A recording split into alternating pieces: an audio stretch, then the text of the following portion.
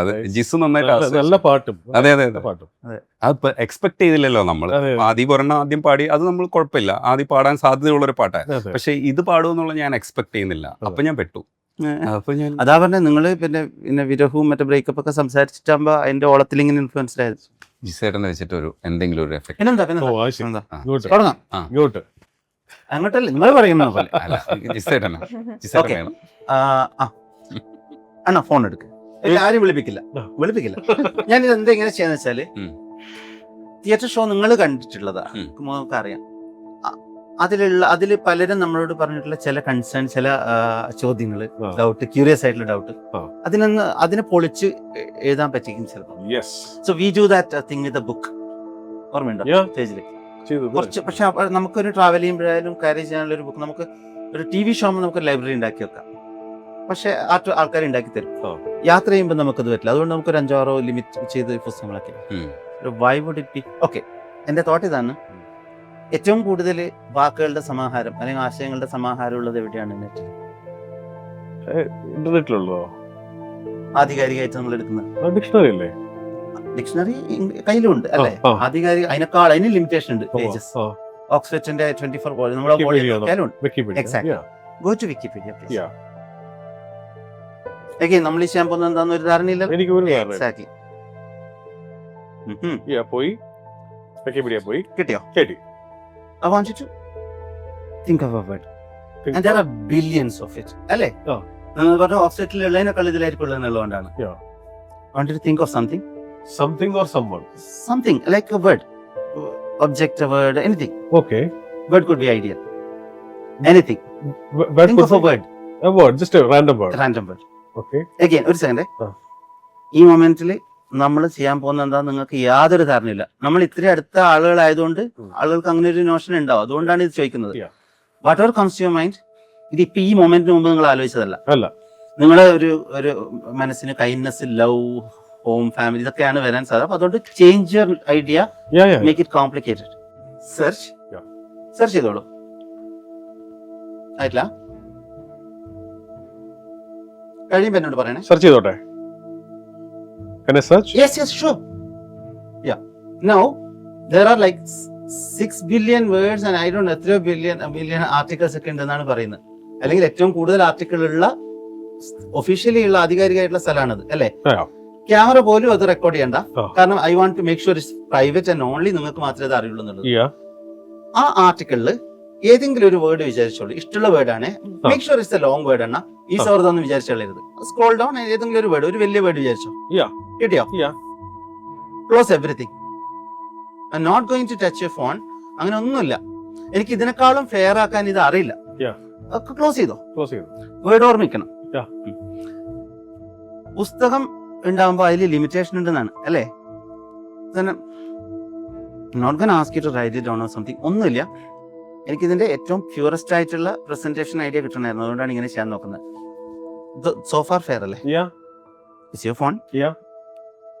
You went to Wikipedia. You search for a word. You haven't said it.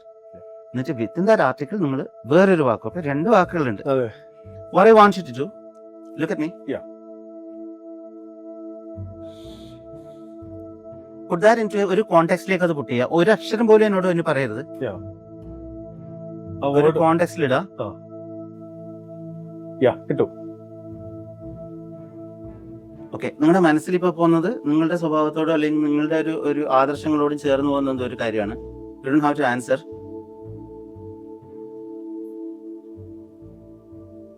നിങ്ങൾക്ക് വേണ്ടി അല്ലാതെ നിങ്ങൾ ആർക്കോ വേണ്ടി ശുപാർശ റെക്കമെൻഡ്. ഇപ്പൊ നിങ്ങൾ കാണിച്ചത് that makes sense as well. Excited? ആദ്യം മനസ്സിൽ വിചാരിച്ചോ? Excited ആയിരുന്നു. എക്സൈറ്റ്മെന്റ് അല്ലേ? ഞാൻ വെറുതെ ആ സമയത്ത് ഒരു വാക്ക് വിചാരിക്കുന്നുണ്ടായിരുന്നു, എനർജറ്റിക് എന്ന് പറഞ്ഞിട്ട്. അപ്പൊ അത് ഞാൻ പറയില്ലായിരുന്നു. അല്ല, ഞാൻ ഇതിന് പക്ഷേ ഇതിപ്പോ ഇങ്ങനെ എഡിറ്റ് ചെയ്ത് കാണുമ്പോഴേ നമ്മളിത് മൊബൈലിൽ കാണിക്കാത്തതുകൊണ്ട് ചിലപ്പോൾ കാഴ്ചക്കാർക്ക് മനസ്സിലാവില്ല. ഞാൻ ആലോചിച്ച വേർഡ് എന്ന് പറയുന്നത് എക്സൈറ്റ്മെന്റ് ആണ്. എക്സൈറ്റ്മെന്റ് എന്ന് പറഞ്ഞ ഇത് നമ്മൾ വിക്കിപീഡിയ സെർച്ച് ചെയ്തപ്പോൾ അതിൽ കുറേ വേർഡ്സ് വന്നു. അതിൽ ഞാൻ ആദ്യം സജസ്റ്റഡ് ആലോചിച്ചു. അപ്പോൾ ആദ്യം പറഞ്ഞു കുറച്ചുകൂടി വലുത് കുറച്ചും കൂടെ വലുത്. അപ്പൊ ഞാൻ റെക്കമെൻഡഡ് അല്ല വലുത് നമ്മൾ പറയുന്നത് അല്ലെങ്കിൽ ഈ സൗഹൃദം കോമഡി പോയത് പറയല് അത് കോണ്ടാക്സിൽ ഇടാനും പറ്റില്ല. recommended ആയിപ്പോയി. ഇത് വൻ പരിപാടിയായിരുന്നു. ഞാൻ അതിപ്പോ നമ്മള് വീട്ടിലിരിക്കുമ്പോഴും പക്ഷെ ഞാനിത് ഇത്രയും അല്ല അണ്ണ ഇടയ്ക്ക് എനിക്ക് ചാലഞ്ച് ഒക്കെ തരും. ഞാനിപ്പോ അത് ഒരു പ്രാവശ്യം എന്നോട് പറഞ്ഞു, അണ്ണ ഞാൻ ഇത് ആലോചിച്ചു, ഇതിപ്പോ നീ പറയണം. രാത്രി 1:30 പറയാൻ പറ്റിയൊരു അവസ്ഥയിലായിരുന്നില്ല രണ്ടുപേരും. അയ്യ അതല്ല അപ്പൊ ഞാനിങ്ങനെ ആലോചിച്ചു. അപ്പൊ എന്റെ ആറ്റിറ്റ്യൂഡ് ഇങ്ങനെ പൂച്ചേന്റെ ആറ്റിറ്റ്യൂഡ് ഞാൻ ഓക്കെ ഇത് പറഞ്ഞ ഞാൻ എന്റെ ഈ ഫ്ലാറ്റ് അളിയനെ എഴുതി തരുക. അപ്പൊ കരഞ്ഞന്. അപ്പൊ ഞാൻ വിചാരിച്ചു ട്രസ്റ്റ് മീ കല്യാണി സത്യം എനിക്കറിയായിരുന്നു. ഞാൻ പറഞ്ഞിട്ടില്ല. ഞാൻ ലാസ്റ്റ് ഞാൻ പ്രൊവോക്ക് ചെയ്യാവുന്നതിന് അങ്ങേ അറ്റം കൊടുത്തു. രാത്രി 1:30 മണി ഇങ്ങനെ പല വിഷയങ്ങൾ സംസാരിച്ചു തരുന്നു. ഇത് ഇങ്ങനെയാണ് ആള് വിചാരിച്ചു ഞാൻ എനിക്ക് പറ്റുന്നില്ല സഹായിച്ചേക്കാം. അപ്പൊ ലാസ്റ്റ് ആദ്യം എന്നോട് ചോദിക്കുകയാണ്, ഞാൻ പ്രൊവോക്ക് ചെയ്യാട്ടോ, ഇത് പറയിപ്പിച്ചിട്ട് അടങ്ങൂ എന്ന് പറഞ്ഞ. അപ്പൊ പള്ളിയാണ് അണ്ണ എനിക്കിത് പറ്റില്ലെന്ന് വിചാരിക്കുന്നുണ്ടോ? അവിടെ ഇരുന്ന് ഇതിന്റെ ഘോരാന്തരം ഇങ്ങനെ നിർഗളം അല്ലെ പ്രസംഗിച്ചിട്ട് എന്നിട്ട് ചോദിക്കുന്ന ഒരു ചോദ്യമാണ്, ഒരു പേട്ട് സാധനം. അയ്യോ പേട്ടല്ല, ചിന്തിച്ചൊക്കെ വലിയ സംഭവം. ആദി തന്നെ പറഞ്ഞിട്ടുണ്ട്, ഒരു ഗുരു ഉണ്ടായിരുന്ന കുറച്ച് സമയം നഷ്ടപ്പെടില്ലായിരുന്നു എന്ന് പറഞ്ഞു. അതേപോലെ തന്നെയാണ് ഒരു എറർ വരുമ്പോഴത്തേക്ക്, എറർന്ന് പഠിക്കാൻ പറ്റും ആദിക്ക്, പക്ഷെ സ്റ്റേജിൽ ചമ്മുമല്ലോ, അത് മാനേജ് ചെയ്യാൻ വേണം. അതെ അതെ. ചിലത് ചമ്മുകയാണെന്ന് തോന്നിയിട്ട് അതിന്റെ ഹൈയിൽ പിടിക്കും, അപ്പോൾ അത് വിജയമാണെന്നുള്ള നമുക്കറിയാം. പക്ഷെ യഥാർത്ഥത്തിൽ ചമ്മുന്ന അവസ്ഥ. അയ്യോ, ആദ്യം പറയുന്നതിൽ ഒരു ചെറിയ തിരുത്തുണ്ട്. ഒരു ഗുരു ഉണ്ടായിരുന്നെങ്കിൽ എന്നല്ല ഞാൻ പറഞ്ഞത്. കാരണം അങ്ങനെയുണ്ടെങ്കിൽ ചിലപ്പോൾ ഇങ്ങനെ ആയേ പോവില്ലായിരുന്നു. അങ്ങനെയല്ല,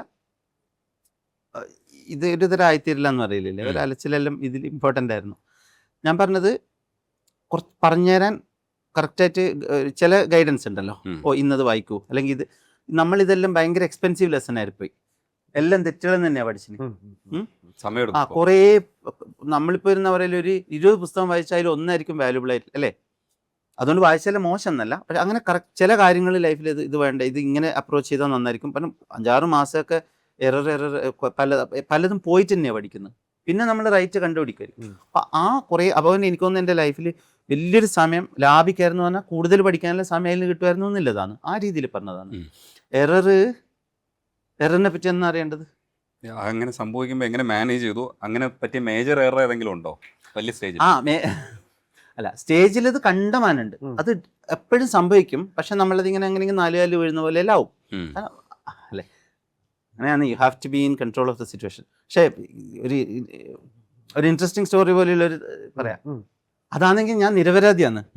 അന്ന് ബാലചേട്ടൻ്റെ ഒരു വീട്ടിലെ എന്തോ ഒരു ഫംഗ്ഷൻ.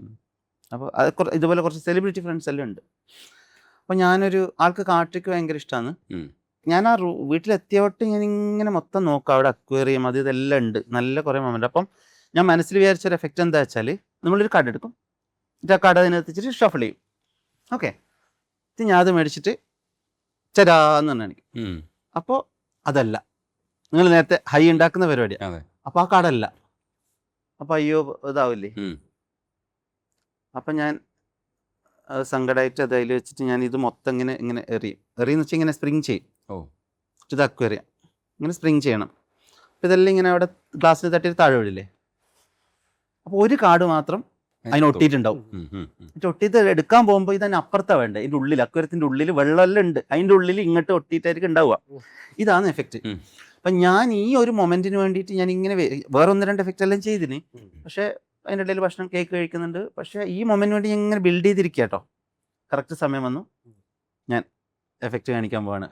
ഞാനിങ്ങനെ ഇതിൻ്റെ ക്ലൈമാക്സ് എല്ലാം കണ്ടു ഓൾറെഡി. എങ്ങനെ ബോ ചെയ്യുന്നൊക്കെ കണ്ടു. ഞാനിങ്ങനെ ഒരു കാർഡ് എടുക്ക്, ബാലചേട്ടൻ ഞാൻ ആളെന്നെ എടുത്തു നോക്കി. ഞാൻ പറഞ്ഞു ദിസ് ഇസ് ദ കാർഡ്.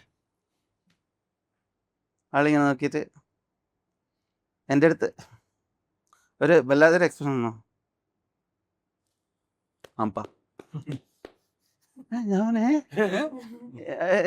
അങ്ങനെ പറയരുത് എന്റെ മനസ്സില്. ഞാൻ ഇതിപ്പോ ഞാൻ ഇനി എന്ത് ചെയ്യും, എന്റെ ക്ലൈമാക്സ്. അപ്പൊ ആളെനിക്ക് എന്തോ വലിയ ത്യാഗം ഫേവർ ചെയ്യുന്ന പോലെ ഒരു ദയനീയമായ നോട്ടൊക്കെ തന്നെ. അത് പാറുപ്പ ആ നോട്ടൊക്കെ തന്നിട്ടാണ് പറയുന്നത്. എനിക്ക് ചീത്ത വിളിക്കണമെന്നുണ്ട്. ഇത് എനിക്ക് ഞാൻ എന്ത് എനിക്ക് ഇത് ഞാൻ എക്സ്പെക്ട് ചെയ്യുന്നേ ഇല്ല. ആ കൈൻഡ്നെസ് ഞാൻ എക്സ്പെക്ട് ചെയ്യുന്നേ ഇല്ല. അപ്പൊ ആള് വിചാരിച്ചിരിക്കാൻ എനിക്ക് തെറ്റരുതല്ലോ. അയ്യോ ഇവൻ എത്ര വിഷമോ. അതുകൊണ്ട് അപ്പ ഞാനാണെങ്കിൽ വേറെ ആരെയും കാണിക്കാനും പറഞ്ഞിട്ടില്ല. എനിക്ക് നിങ്ങൾ ഇങ്ങോട്ട് വന്നതെന്ന് പറയാനൊക്കെ ഉണ്ട്. ഞാൻ പിന്നെ അത് വിട്ടു. എന്താ പിന്നെ പോട്ടെ, കയ്യിൽ നിന്ന് പോയി. എന്നിട്ട് 2 മിനിറ്റ് വെച്ചാൽ ഇങ്ങോട്ട് വെച്ച്, പാപ്പാ നിനക്ക് തെറ്റുപറ്റിപ്പോയി, നീ തോത്തുപോയി. എനിക്കിന്ന് തിളക്കുന്നുണ്ട് കേട്ടോ. മലയല്ലടാ കുന്ന്, അതാണ് പറയേണ്ടിയിരുന്നത്. ഞാൻ പറഞ്ഞു അന്ന് അങ്ങനെയല്ല, അതെനിക്ക് വേറെ ഇറ്റ്സ് ഓക്കെ വിശ്വസിക്കുന്നില്ല. അപ്പൊ ഞാൻ പറഞ്ഞു ഇതുണ്ടല്ലോ, ഞാൻ പറഞ്ഞു ഞാൻ പണ്ട് ഇത് ആ എപ്പിസോഡ് ചെയ്യുമ്പോൾ ഞാൻ ഇങ്ങനെ ഒരു കാര്യം ചെയ്തു. അപ്പൊ അദ്ദേഹത്തിന് ഹി വോണ്ട് ലിസൺ. അപ്പൊ അങ്ങനെ ഓക്കേടാ അണ്ണനാ എന്നപ്പോ ഒരു വാക്ക് പറഞ്ഞു. ഞാൻ പറയാം ഇത് ഒച്ചത്തിലാ പറയാം. അപ്പൊ ഞാൻ പറഞ്ഞു ഞാൻ ഇതൊക്കെ എക്സ്പ്ലെയിൻ ചെയ്തല്ലോ, ഇത് ഇങ്ങനെ വന്ന് അങ്ങനെ വന്നിട്ടാണ്. അപ്പൊ നിങ്ങൾ എന്തിനാണ് വേണ്ടാത്ത. അപ്പൊ ആളെ ഉയരായി പോനാലും പോട്ട് കൊടുക്ക മാട്ടെ, ചൊല്ലിക്കൊടുക്ക മാട്ടെ. ഞാൻ ഒന്നും ചൊല്ലിക്കൊടുക്കണ്ട, എല്ലാവരും കേട്ടു. ഇത് ഒച്ചത്തിലല്ലേ പറയുന്നത്. അതിനുശേഷം ഈ 4-5 വർഷം കഴിഞ്ഞിട്ടും ഇടക്ക് പറയും, ഞാൻ കിട്ടെ തോത്ത് പോയില്ലേ, മറന്നു പോയോ എന്തൊക്കെ അടുത്ത്. ഞാൻ പറഞ്ഞു ഏതൊക്കെ രാജ്യത്ത് പോയിട്ട് എന്തെല്ലാം ചെയ്തു, ഈ ഡൊപ്പ മൊക്ക കാട്ടിലേക്ക് ഞാൻ തെറ്റിക്കുന്നത്. അങ്ങനെയല്ലേ ഉണ്ട്. ഒന്നും നിസ്സഹായാവസ്ഥ അവിടെ ഉണ്ടായിട്ടില്ല. പിന്നെല്ലാം നമ്മളിങ്ങനെ ഇത് ചെയ്ത് മാനേജ് ചെയ്യാൻ പഠിച്ചു. വീണാലും വീണെടുത്ത് എണീറ്റ് പൊക്കോളും. അത് 4 ഇത്ര മുകേഷേട്ടന്റെ സിനിമ കണ്ടിട്ടാ വളർന്നിനി അല്ലേ. നമ്മൾ അത് പഠിച്ചില്ലെങ്കിൽ എങ്ങനെയാ. പക്ഷേ അത് നമ്മൾ മലയാളികൾക്ക് മാത്രമല്ല അഡ്വാൻറ്റേജ്. ഈ ഷോ ചെയ്യുമ്പോൾ സ്പോണ്ടേനിയസ് ആയിട്ട് തമാശ പറയാറുണ്ട്. ഇപ്പൊ നമ്മള് അല്ലാതെ നടക്കുമ്പോഴത്തേക്ക് ഇന്നൊന്നും പറഞ്ഞിട്ടില്ലായിരിക്കും അല്ലേ. എങ്കിലും ഷോയിൽ ഭയങ്കരമായിട്ട് അതെനിക്ക് തോന്നുന്നു ആ അറ്റ്മോസ്ഫിയർ ഭയങ്കരമായിട്ട് ക്രിയേറ്റ് ചെയ്യുന്നതിന്റെ ഒരു ഇതും കൂടെ. ചെറിയ സാധനം ആദ്യം പറയുമ്പോഴുണ്ടല്ലോ ഞാൻ പൊട്ടി ചിരിക്കുന്നുണ്ടായിരുന്നു. അതെങ്ങനെ ഇത്രയും തമാശ പറയാൻ പഠിക്കണേ? ഇപ്പൊ നിങ്ങളോടല്ലേ ഞാൻ പറയുന്നത്. അപ്പൊ ആ ഒരു നിലവാരത്തിനുള്ളത് എനിക്ക് അല്ല തമാശയുടെ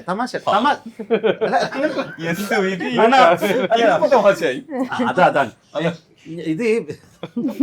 അത് എന്താന്നറിയാം, നമ്മളെ കാണാൻ കുറെ ഇഷ്ടം കൂടിയിട്ട് വെയിറ്റ് ചെയ്തിട്ട് അല്ലെ, അങ്ങനെയല്ലോ അല്ലേ. കുറെ പൈസ പാവങ്ങൾ ടിക്കറ്റ് അതെല്ലാം എടുത്തിട്ട് ദൂരത്തുനിന്ന് ട്രാവൽ ചെയ്തിട്ടൊക്കെ വരുന്ന ആളുകളല്ലേ. അങ്ങനെ കുറെ പേരുണ്ടാകുമ്പോ ആ ഹോള് നമുക്ക് തരുന്ന ഒരു മാജിക് ഉണ്ടെന്ന് എനിക്ക് തോന്നുന്നത്. അത് സൂപ്പർസ്റ്റിഷ്യസ് ഒന്നുമല്ല.